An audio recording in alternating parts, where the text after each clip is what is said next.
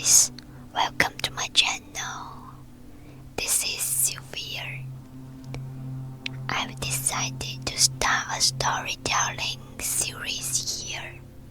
In this space, I'll be reading stories slowly and quietly to keep you company, whether you are resting, working, or just need a calm moment.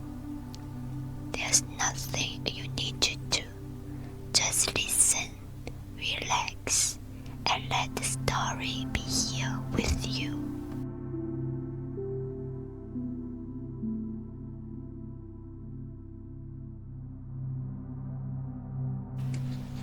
Have you ever wondered what would happen on a certain night? The world got so quiet that you could hear your own breath like a small wave in a dark room, and you found a door you've never noticed before. You step inside, and its every book is a different life, a different choice, a different what if. What if you didn't give up the path? What if you said the thing you never said? What if you stay? What if you left? What if you were just a little braver? Tonight's story isn't here to make you better. It's not here to push you. It's here to do something simpler. It's here to bring you back to the present, back to your breath, back to the fact that you are still here.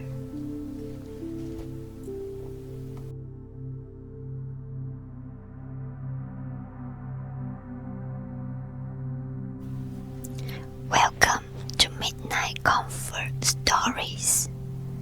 If you are in bed right now or sitting somewhere dim and quiet, you don't need to concentrate. You can let this story be background, like rain on the window, like a soft light in the corner of the room. If you want, loosen your shoulders just a little. Relax your jaw. Let your hands be heavy. And take one small breath. In, out. Good. You are doing fine. You are doing more than enough. Now, let's begin.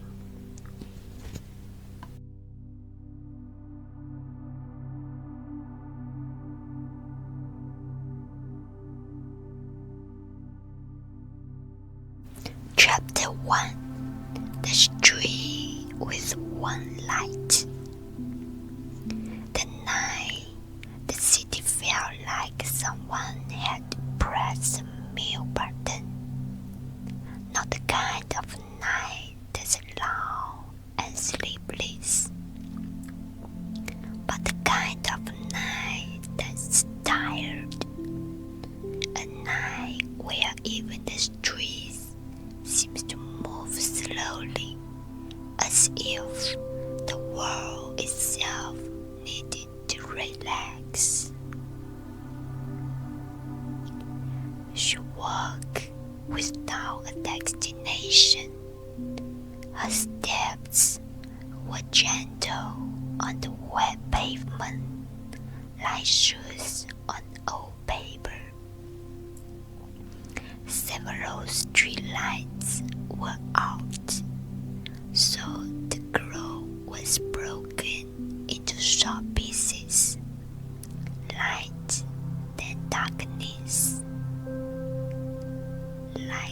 sentences that never finished. She didn't know why she had left home, only that her room felt too small for the weight of the day. She wasn't trying to get somewhere. She was trying to get away from the loop in her mind, away from the questions that wouldn't stop asking themselves. Eventually, she turned onto a narrow street, a street that probably had a name, but no one ever remembered it. At the corner, a convenience store was still open. Its fluorescent light spilled into the rain, softened by the mist. Like a pale, gentle Latin. And beside it, a door. No sign, no poster, just a door with a thin line of warm light seeping through the frame, warmer than the convenience store, like someone had lit a fireplace inside. She stopped, not because she planned to, but because her body had decided before her mind could argue. She reached out, her fingers touched the handle. The door was unlocked, and when she pushed, it opened.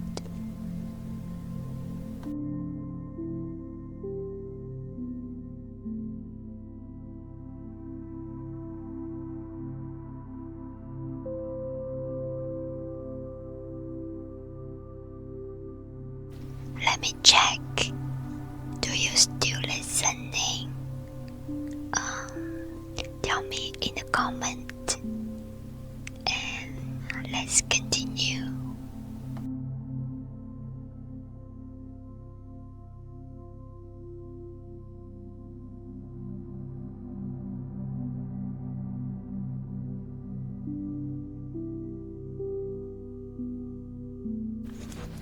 Chapter 2: The Midnight Library. On the other side wasn't a hallway. It wasn't a small room. It was a library, large enough that she couldn't see the far end. The ceiling was high. The lights were warm and amber, like late afternoon in autumn. The air smelled of paper and wood, that quiet, comforting smell that's making you want to lower your voice without being told. The strangest thing was, it wasn't cold.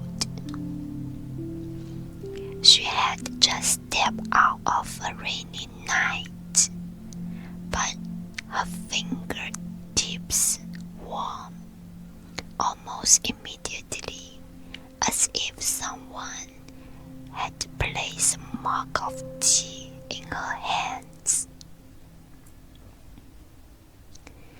The shelves were tidy, perfect rows, like calm roads. The books looked new. No dust, no warm corners, as if someone cared for them every day. stepped forward. Her footsteps vanished into the carpet. Only her heartbeat remained. Then she heard a voice. "You are right on time." The voice came from a wooden desk near the center. A small lamp glowed here, and behind it sat someone, not old, not young, wearing a simple shirt, with eyes that looked like they had seen many nights.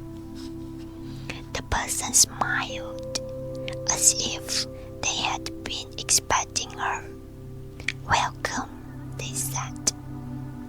"Welcome to the Midnight Library." She tried to speak. She tried to ask questions. "Where am I?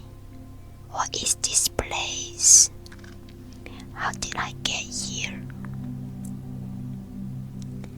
But what came out was smaller than a question, almost a whisper.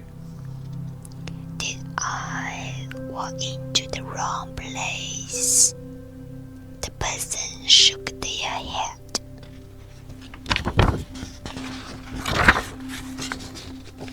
"No, you didn't walk into the wrong place. You walked into a place that many people find when the nights get heavy." She looked around again, and that's when she noticed the spines of the books. They were labeled with titles like normal books, like doors in a life. What if I didn't live? What if I said it? What if I stayed one more year? What if I wasn't afraid? What if I chose another city? Her chest tightened, as if every regret she had ever tried to hide had been placed here, neatly, gently, on endless shelves. The person at the desk slid a small card toward her. It was thin and simple on it. Just one line. "Pick any book, open it, step inside." She frowned. "Step inside." The person nodded. Like stepping into a memory or a possibility. She almost laughed because it sounded impossible, but she was too tired to argue. So she reached out and put the first book that was closest to her hand. The spine read, "What if I didn't give up the path?" She sat in a chair near a window. Outside the window wasn't a rainy street, just a deep darkness, like ink. She opened the book. The paper felt real. The text was clear. And when she read the first line, her vision shifted, as if someone dimmed the lights and brought them back. And then applause.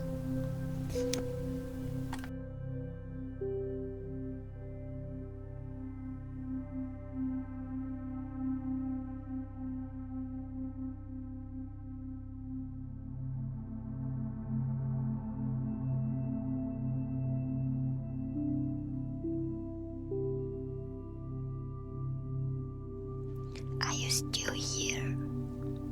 You don't have to focus. Just let the story play.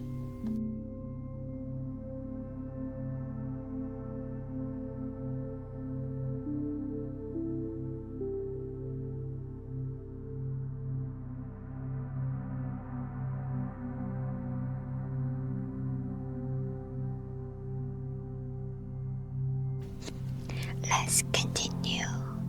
Chapter 3. The first book. What if I didn't give up? It wasn't library silence anymore. It was stage heat, bright lights, a crowd, her name being shouted by people she didn't recognize. She stood under spotlights, squinting against the glare. Her hand held a trophy, heavy cool metal pressed into her palm. Someone announced her.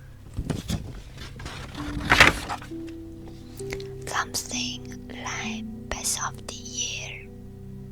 Something like outstanding achievement. She didn't catch the exact words. Her mind felt foggy, like paper soaked in rain. A person rushed up to hug her, laughing, breathless with happiness. "You did it," they said. "I told you, if you quit back then, you've regretted it forever." She tried to remember who they were. A friend, a colleague, someone from a version of her life she didn't know. She was guided off stage, pulled into a crowd of smiling faces. Champagne appeared, business cards, invitations, promises. "Let's talk about your next project. We've been watching your work. You are exactly what we need." Everyone was excited. Everyone was impressed. Everyone was certain that this life was the right one. She found a mirror backstage, and she stared at the person reflected there.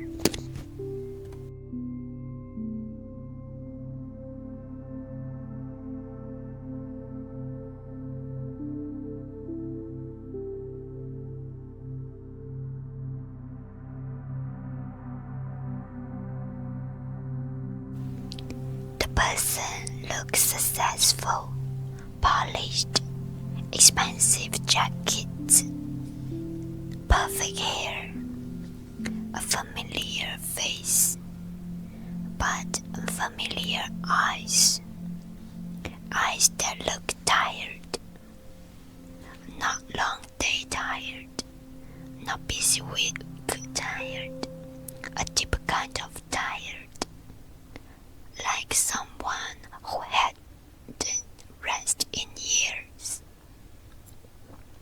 She swallowed, and a thought rose quietly, like a question from the bottom of a well. Is this what I wanted? The phone in her pocket buzzed. She pulled it out.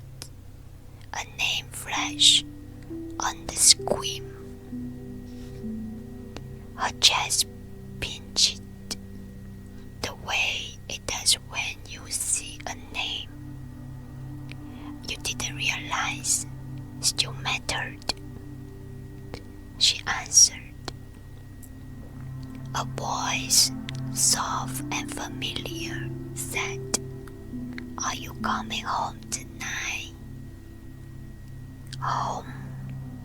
The word hit her like warmth, like a blanket, like a place you didn't know you needed. But then she realized, in this version of her life, she wasn't sure she had earned not a real one, not the kind you return to without performing. She hasted. On the other end, the voice stayed gentle, and then it said, almost like a sigh, "It's okay. If you are busy, don't worry. The call end." The crowd noise around her faded. The smile blurred. The champagne bubbles went silent. She stood in front of the mirror and suddenly felt like an object placed in a display window. Beautiful, successful, admired, and strangely empty. She understood then. Some regrets don't disappear, they just change shape. Her hand trembled. She wanted to run. She wanted to rein his tree back.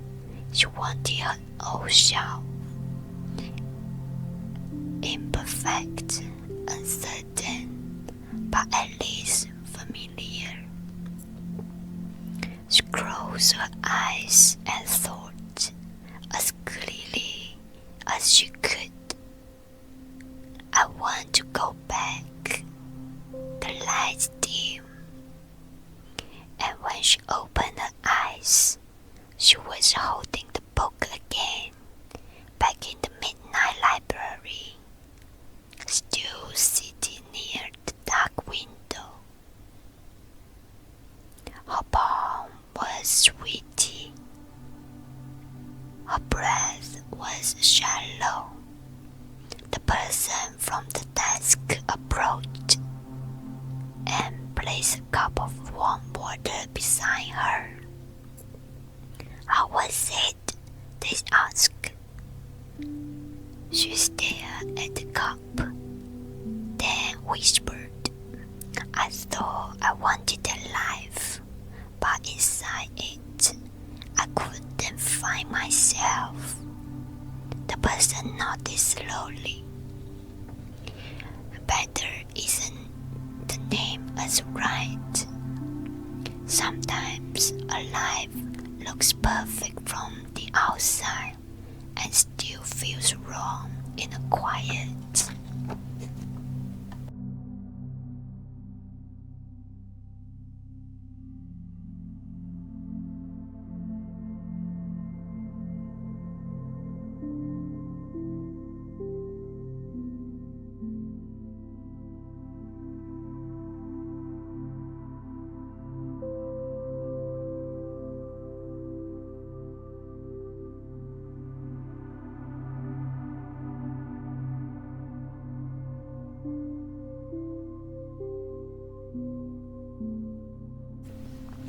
I'm glad you are here. If you're getting sleepy, that's perfect. And now, Chapter 4, the second book. What if I was braver?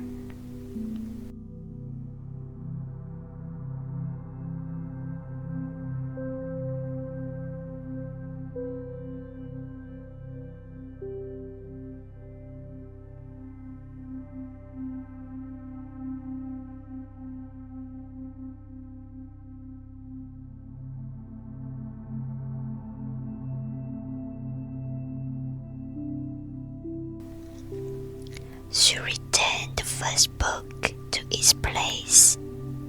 Its spine slid back into the row, like it had never been touched. She walked past shelves of what if, each title tugged at her like a sleeve. She pulled another book.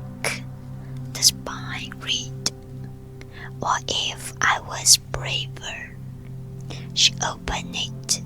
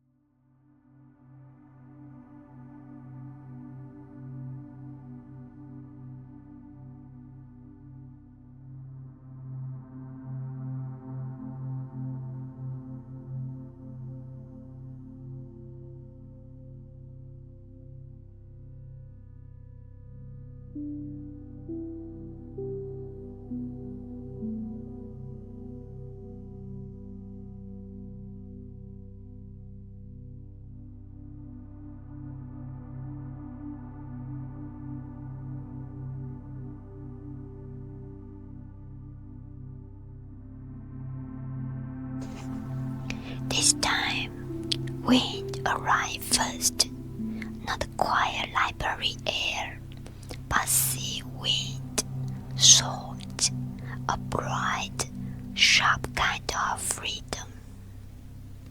She stuck in a different city, a city with wider streets, stronger sunlight, and a sky that felt bigger. In her pocket was a plane ticket, and she remembered there had once been a chance to go far away, a chance to start over, a chance to be someone new. Back then, she had been afraid of being alone, afraid of feeling somewhere unfamiliar, afraid of discovering that a new place would not fix an old ache. But in this book, she had gone. She rented a small apartment with a view of the sea. She learned to cook for herself. She learned to fix the light bulb. She learned to sleep with the wind at the window. She met new friends, friends who laughed easily, as if they weren't trying to prove anything. They took her to the beach at night. They drank cheap beer. They talked about dreams and the past, and how life comes and goes like tides. She became braver. She spoke more honestly. She said no without apologizing. She said yes without shaking. For a while, it felt like the answer, like a clean solution. If you were braver, your life would be better. And then, one night, she walked home alone.